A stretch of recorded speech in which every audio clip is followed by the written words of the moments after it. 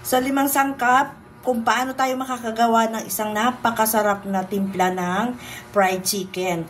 Ayan, meron akong kalahating kilong wings, pakpak ng manok, katas ng lemon or calamansi, pwede naman. Lemon ito kasi ito ay tira ko, sayang naman matutuyo.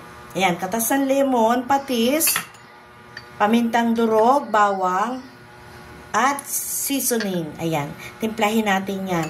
Pagsasama-samahin lang natin yan dyan, patis, katas ng lemon, paminta, at dinurog na bawang. Damihan natin yung bawang para siya ay masarap at wala yung lansa na manok. At syempre yung seasoning hindi mawawala para mag-balance yung lasa. Ayan, kinamay ko na ito naman ay malinis naman yung kamay. Ayan. Timpla ng fried chicken na talagang uulit-ulitin nyo. I-marinate po natin ito. Mas matagal, mas masarap. Dahil ito ay hapon ko pa iluluto. Ayan, umaga pala ang ay akin ng tinimpla. Ayan. Hayaan natin nakababad dyan. Ipasok lang natin sa rep habang siya ay nakababad. Halika't gagawa naman tayo dito ng ating chicken breading na paglulubugan ng ating ibinabad na manok. Ayan, gagawa tayo ng ating chicken breading. Meron ako ditong harina. Ito ay 3 kutsara. Yan, 3 kutsara lang dahil ito naman ay hindi natin uubusin. Si masyadong marami, 2 lang naman kaming makain. At meron din yang 2 kutsarang cornstarch. Alam nyo ba kung bakit may cornstarch? Para siya ay maging crispy. Yun, para maging crispy. Lalagyan natin ng cornstarch yung ating harina. At meron ditong tunay na chicken breading. Kaunti lang ang nilagay ko dahil alam nyo naman yung ating chicken breading ay medyo maalat.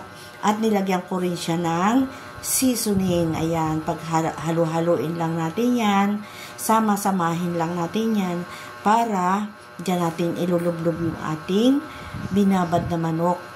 Ayan, nilagyan ko yan ng seasoning para maging fair yung lasa, magpantay yung lasa at masumarap yung ating fried chicken.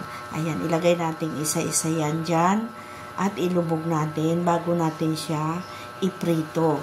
Ayan, hayaan natin yan. I-coat natin ng talagang coat na coat siya. Yung talagang nalagyan siya ng harina kasi yung ating pinaglagyan na yan ay may lasa yan, may timpla yan.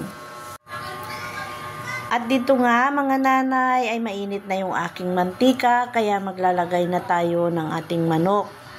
Ayan, isa-isahin natin siyang ilagay.